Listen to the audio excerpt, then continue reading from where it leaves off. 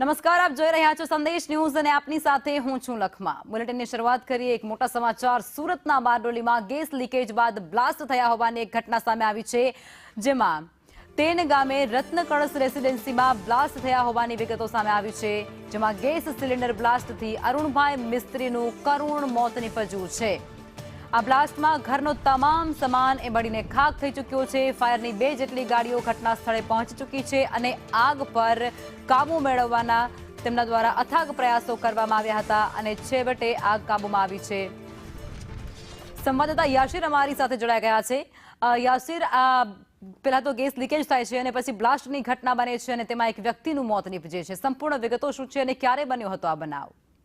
જી, જે રીતે વાત કરવામાં આવે તો બારડોલી તાલુકાની અંદરમાં તેન ગામ આવેલું છે। તેન ગામની અંદરમાં રત્ન કળશ રેસિડેન્સી આવેલી છે। પ્રથમ જે માળ છે એના ઉપર 104 નંબરના ફ્લેટની અંદરમાં મોડી રાત્રે ગેસ લીકેજની ઘટના બની હતી। ગેસ લીકેજની ઘટના બાદ સિલિન્ડર જે છે સિલિન્ડરની અંદરમાં બ્લાસ્ટ થયો હતો।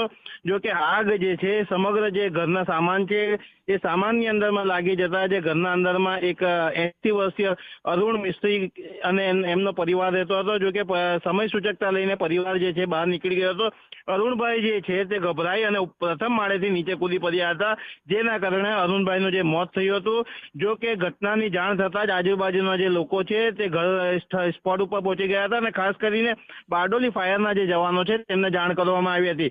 બારડોલી ફાયરની 2 જેટલી ગાડીઓ જે છે ઘટના સ્થળે આવી પહોંચી હતી અને આગ પર કાબુ મેળવવાના પ્રયાસો કર્યા હતા। જો કે મોડે 2 કલાક જેટલી જહેમત બાદ આગ પર કાબુ મેળવવામાં બારડોલી ફાયરને સફળતા મળી હતી, જે બાદ બારડોલી પોલીસની ટીમ પર ઘટના સ્થળે પહોંચી હતી અને જે મૃતક છે તેની ડેડ બોડીનો કબજો લઈ અને પીએમ માટેની કાર્યવાહી હાથ ધરવામાં આવી છે અને જે ગેસ લીકેજની ઘટના છે એના માટે FSLની જે મદદ છે તે પણ લેવામાં આવી રહી છે।